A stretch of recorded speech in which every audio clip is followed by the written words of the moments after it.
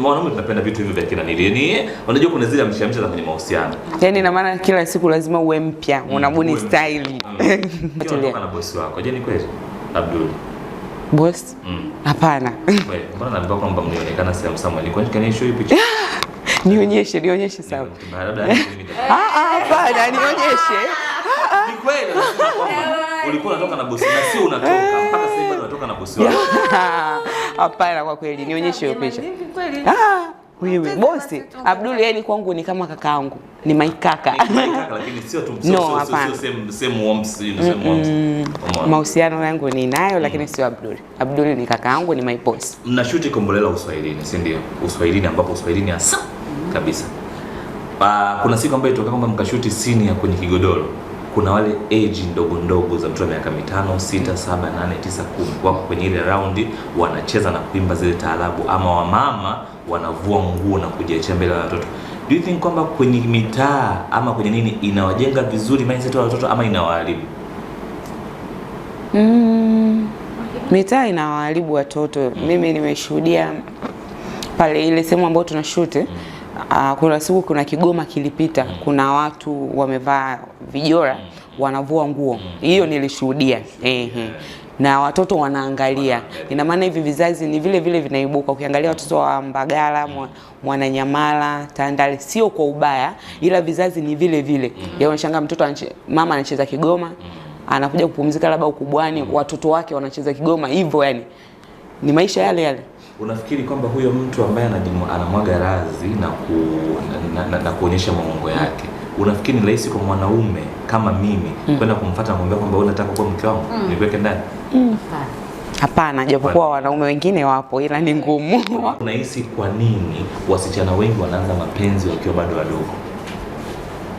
Unahisi ni kwa nini wasichana wengi wanaanza mapenzi wakiwa watoto wadogo? Utandawazi umekuwa mkubwa na makundi pia, niseme mkumbo. Mkumbo upi sasa? Mkumbo. Unajua yani tunasoma mtoto wa miaka 13 bikira hana. Sorry for this one. Mtoto wa miaka 13 anajua kila aina ya mwanaume. Do you think kwamba hiyo kitu itamjenga testi gani yule mwanaume ambaye anajiandaa ama anasubiri ile tunda liweze kukomaa vizuri aweze kulitafuna huko mbele? Sasa watoto wamejechesa. Tofauti na mkoani unajua. Yaani wazazi mikono wenyewe na ndio umekuwa moto. Basi si mkoa wetu umebarikiwa kidogo. Wamepewa uhuru sana. Dar es Salaam. Sio tu Dar es Salaam. Watoto wana uhuru. Yaani hata hizi tunazoangalia simu, mtoto anapewa simu anachezea. Mama hajaweka password. Mtoto anaona kila kitu, anaona. Kwa hiyo anaona hivi na yeye anafanyaje? Ndio anafanya. Anaona mbona mimi nafanya hivi? Mnaangalia YouTube series. Mnaangalia sana. Unahisi YouTube series za Tanzania zina uhalisia wa maisha ya Tanzania ama zinajenga watoto wetu ama zinapotosha watoto wetu? Hizi YouTube series ambazo tunaangalia kwenye YouTube. Yani hapo isichukuliwe kwa ubaya, lakini asilimia kubwa nyingi zinapotosha. Kwa nini zinapotosha? Mimi nimeangalia series za sasa hivi nyingi wanashuti hao wanafunzi. Tunaona maisha ambao wanaishi shuleni. Yale ya mahusiano, yani vitu ambavyo vinaonyesha hili linamjenga hata yes, mtu anaona naweza kufanya. Mbona rahisi tu. Kwa nahisi kwamba kabla ya kuzipeleka hizo series zao kama kupeleka hizo movies zao kwenda kwa zikaguliwe kwanza. Yes. Yaani kama wanavyofanya basi hata hizi nyimbo. Yaani hata hizi nyimbo labda kwa saa 4 usiku zile nyimbo ambazo wanawake zianze kuruka huko.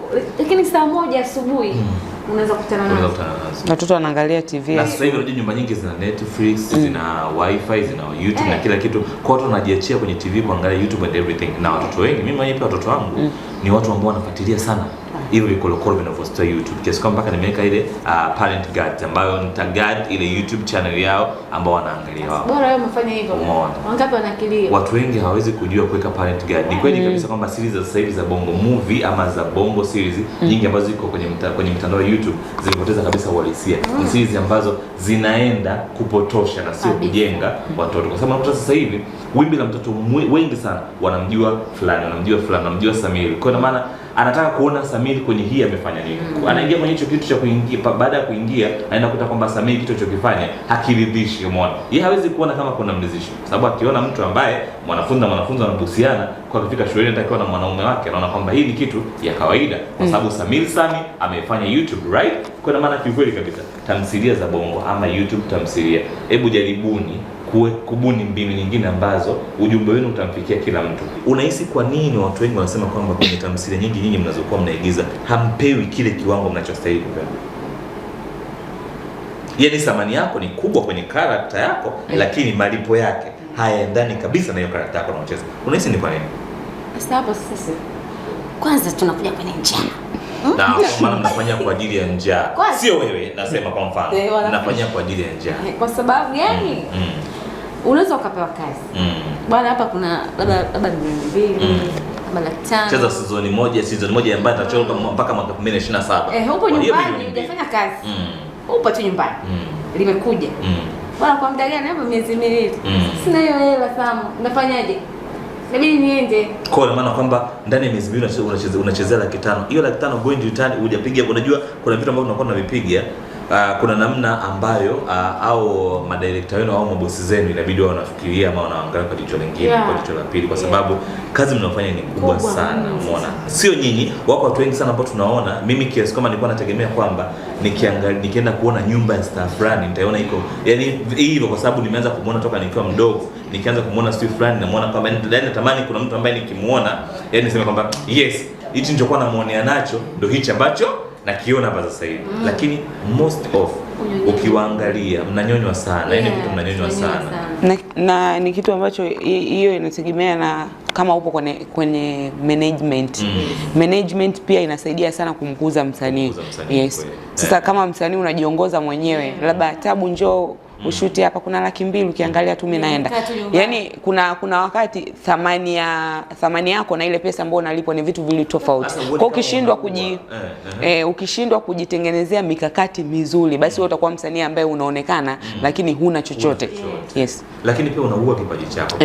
Unaua ndio. Kadri unavyozidi kucheza scene unapoteza ladha za mashabiki. Hata ukija kufanya kitu kikubwa kitaonekana cha kawaida kwa sababu walishazoea kukuona. Ni kweli. Huwezi kutenda haki sokoni kwa sababu wameshaanza kukuona unafanya vitu vikubwa zaidi na wakajua kabisa kwamba kiukweli kabisa pongezi kwenu kabisa ambao mnaweza kukaa mbele ya kamera na kufanya kila kitu. Mimi kiukweli naweza, lakini nikifikiria malipo ambayo ofa wanazokuja nazo watu nasema kabisa kwamba siwezi. Yanakatisha tamaa. Umeona? Siwezi kabisa. Unajua kuna watu wengine wao wanafikiria wao kama wao. Mtu akiangalia milioni ngapi analipwa kule kwenye anapopeleka series yake ama tamthilia yake, anaona kwamba ili la kifanya hivi vitu vyake nitakuwa ni zaidi kabisa. Mtu anisha kwenda sehemu, mtu anaambia kwamba njoo, alafu amekaa sehemu kwenye chumba anapewa nauli. Eti shika nauli hii. Like seriously umeweka mtu kuanzia asubuhi mpaka saa 2 usiku. Zile nampa nauli shilingi 10,000. Anakaa Goba, anakaa Salasala, anakaa Chanika. Atataje na hiyo hela? Sorry. Kuna siku hata Bruno anaweza kusema kwamba sasa leo Vene hujashuti sasa unakuja kukaa. Shika 2,000 nenda Goba. Akija kuangalia. Kuangalia saa 5 usiku. Sorry, wasanii tu. Wasanii changamoto nyingi. Ukiwa unajitafuta unapitia changamoto nyingi sana. Kudhulumiwa kupo. Na ndio maana hii inasababisha wasanii wengi mnakuwa mnadanga. Hiyo inakuwa ni kitu rahisi kama unakuwa sasa acha tu ni dange. Msichana anafanya kazi gani? Usipojiongoza basi wewe lazima utakimbilia kwenye kudanga. Ni kweli, kumbe wasanii wengi wanadanga kweli. Ndio. Kwa ajili ya kutafuta hizo hela za kodi, hela za nauli. Mimi hapa sijui. Nauli na pesa sasa hivi. Labda kimini. Labda Umesema wake. Unataja mtu hapa. Hebu Tabu, naomba niambie kitu kimoja kizuri kabisa ama cha kusikitisha kabisa. Hivi ni tukio gani ambalo lilikukumba wewe mpaka kusema kwamba hii dunia tena mimi sio ya kwangu? Hivi tukio ambalo lilikukamata kweli? Mimi nilikatana na babangu na hicho kitu nakijua kabisa. Kwa upande wako ilikuwaje? Yaani kitu ambacho ukifikiria usema kwamba hii dunia mimi haisei sio yangu tena.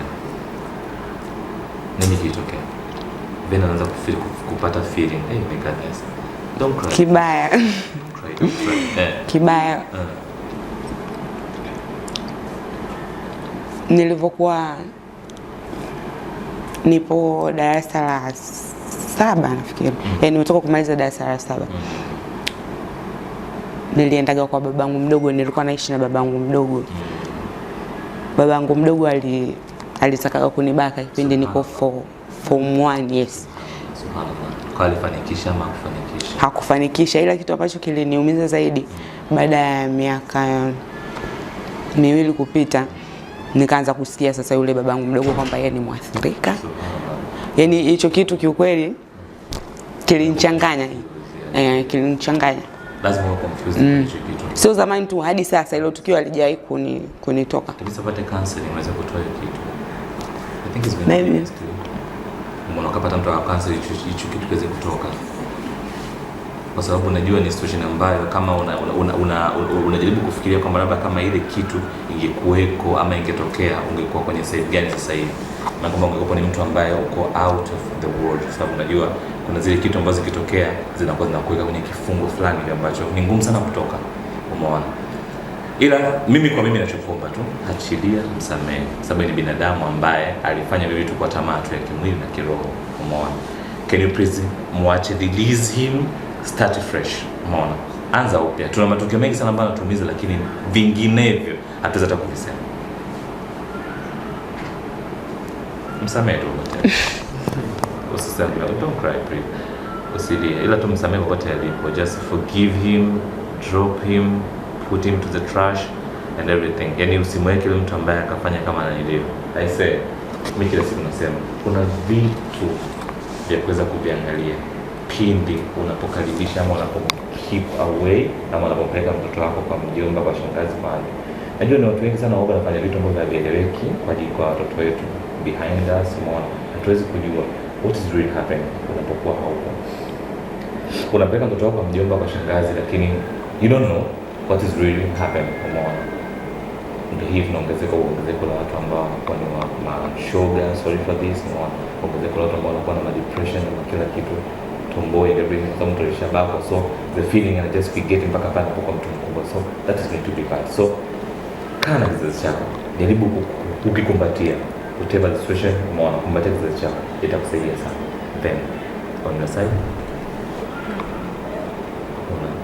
nini kikufanya ukasema kwamba Mungu Baba, hebu can you drop down kidogo hata kwa dakika moja tukaongea? So you should tell us, sababu tunataka tujue kutoka kwako. Sababu kila mtu ana bad side na good side. So we want to know your bad side. Umeona? Side yako mbaya. Don't cry, please. Can you please stop it, please? Don't cry. Sisi tunataka tujue, umeona? Maybe unajua wanasema kwamba counseling wanasema kwamba unapotoa kitu kwenye moyo wako ndio unajipa ahueni, kama unajipa nafuu ya nini yako. Don't cry, please. Can you please stop? Don't cry. Naelewa situation yako, naelewa kila kitu, lakini can you please tell us what is really happening to you?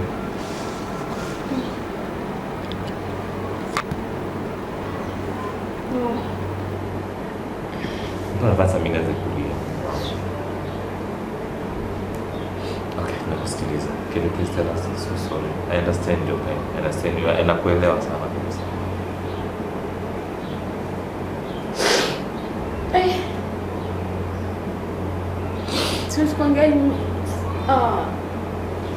Tuambie tujue. Hii itakusaidia pia. Tunaweza tukakuingiza kwenye darasa la counseling kuweza kusahau hicho kila kitu na kuanza upya. Hii itakusaidia sana. Najua ni ngumu, lakini pia ni rahisi kwako. Can you please tell us? Begging you. Najua ni ngumu sana na nauma sana. Can you please tell us what is really happening to you?